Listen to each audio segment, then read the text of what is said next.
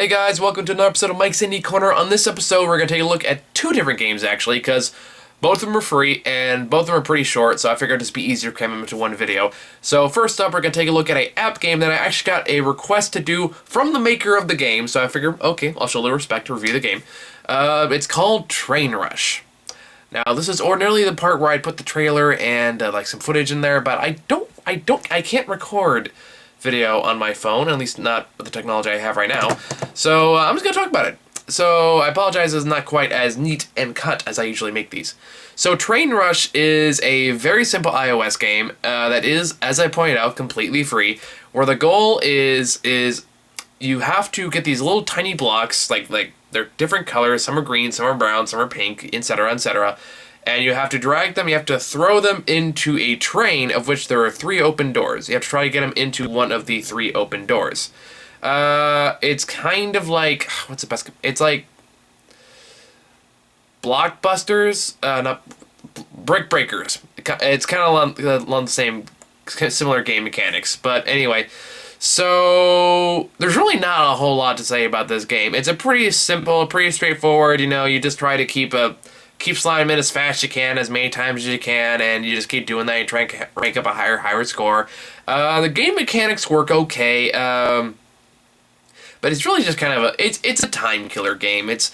There's more to it than, say, like Flappy Bird or anything like that. You can tell there's more effort put in. There was effort to make a good game design. There was effort to make a kind of original concept for one of these type of games. I can't think of any of them that takes place involving a subway train, so okay, that's kind of new.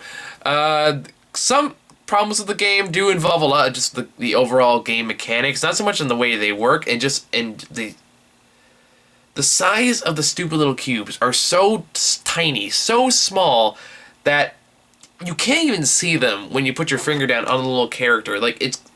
They're smaller than my fingernail. That's how small these little dots are. So, especially when you get to the point where you start to see more and more of these guys pop up, you very quickly lose track of which one you're trying to drag and drop. And then when, God forbid, you miss the target the first time, because these things just pinball all over the goddamn place. Sometimes you can use this to your advantage. Sometimes you can kind of manipulate it. You can use that to kind of like ricochet to the goal. Other times it just becomes plain annoying and chaotic. Now, whether or not that was intentional or that just kind of a design flaw, I can't speak for the game designer in this case, but I can say that there are times it gets way too much, because then they bounce off the other pieces and then they start bouncing and it's impossible to keep track of everything. It gets really annoying really fast, especially when you have at least like 10 to 20 of these things on screen at a time, all of which you gotta get in there in a span of like 25 seconds. Another issue they have is there's these periodic bricks that show up. Each one, like, some of them have different textures, like some are made of rock, some are made of metal. Nothing even matters. You can't break any of them. They all serve the exact same function, which I kind of thought was a missed opportunity. I thought you could at least have some like were breakable in certain ways, and some that you just couldn't break at all, but I digress. Problem is, like, these are randomly generated. There's no protocol to show where exactly these things are going to pop up. They just pop up wherever they want to be in front of these gates. Sometimes they're just kind of off to the side, so you can still realistically shoot them in there. Sometimes, like the most recent game I played, like 3 of them literally popped up right in front of it, so it was practically impossible to get it in there.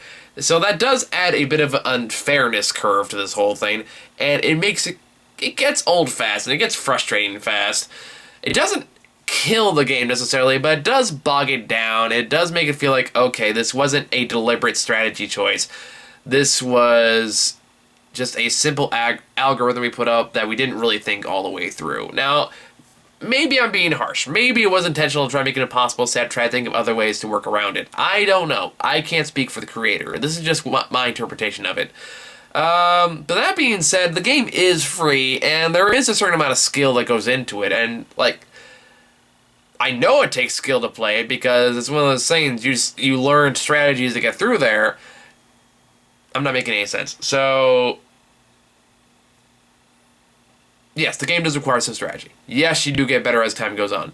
Yes, there is enough here to say that I do believe these design choices were intentional and not just how the game worked out. That being said, it's not a game I'm gonna obsess about. It's not gonna be this year's Angry Birds. It's not gonna be like that. But it is a silly, kind of fun, time killer game that is absolutely free. So Again, being giving it kind of a generous score because it is free, I'd give it a solid 7 out of 10. I mean, I kind of wish the icons were bigger, but it is what it is. So, it's a very simple game. If that's the kind of thing you're into, you'll like it fine. So, yeah, check that out. And the next game we're take a look at is a little game called FingerBones. Okay, now FingerBones, for those who have been paying attention to the channel, is a game I actually did a Let's Play on a couple months back, I believe it was. It is a very simple horror adventure game. It's a walking simulator. It's a horror walking simulator with very unique pixelated graphics. The game makes a point to tell you right off this is a short experience. You can beat the whole thing in 20 minutes max, even if you don't know what you're doing, which I didn't. Go watch the Let's Play. But either way, like, this is probably the same person that made The Music Machine, which is a game I really, really like. I think it's a great game. I think it's a brilliantly written game. And in the same respect, I think this one is also not quite as good written-wise, but it's very cleverly put together. The graphics make it a very unique atmosphere, and it's obviously meant to be minimalistic graphics, which is, you know, as I mentioned before, something I'm usually in favor of. And it does work to build like this kind of creepy atmosphere. At the same time, you can also tell that it was largely made there to save money and time on designing. But at the same time, this guy makes it work. He's using a couple, like, at least one other game I know of, and he makes it work to his advantage. He knows how to make the style work for him, how to use the shadows and the lighting, and all that stuff works great. Now, the crux of, like, with any walking simulator is just the actual story. And the story here is very creepy, very disturbing, and has a great twist ending that you can kind of not see coming. I don't want to give it away. If you've seen the Let's Play, you know what I'm talking about. But again, this is another game that's free, and it is free because the maker of the game knows how quickly you can get through this. So he's being fair to you guys. And you are getting quality content for what you're paying for. I mean, for a free game and only a 20-minute experience, it's an experience that sticks with you, and it's an ending that I still think about every once in a while now. It's like, damn, that was pretty intense. And yeah, it's definitely worth the experience. If, again, not perfect, not like anything else I've reviewed on here, it's not perfect. The main issue I've had is there are a lot of times when you're not quite sure what to do, so you kind of just end up wandering around, and you can spend a lot of time just like really doing nothing, because you just have no idea what the fuck you're supposed to do, and there's like a password system, and you can't tell. Well, you have to. It's like it's a game that's based around trial and error. Like, there's sometimes you'll be able to figure out, like, okay, what you're supposed to do next. Other times you'll stumble around like, okay, what password am I supposed to put in? Okay, why isn't this password working? Okay, is it working? Did it work? What door did it open? Do I have to check all the doors again? Do I have to keep walking around this entire fucking place because I can't think of what to do next? And what am I supposed to do? So there's a lot. There's a fair amount of that, but it's not to kill the experience. And you can argue it helps. It adds to the exploratory nature of this subgenre. So take that as you will. I'd say it's definitely worth checking out. Again, especially since it's only 20 minutes, and especially since it is free, it does leave an impact, and I do recommend it. I'd give it a solid 8 out of 10. Really liked it. You probably could have made it longer, but it knows it's 20 minutes. It's not trying to deceive you into believing anything else. It's worth checking out.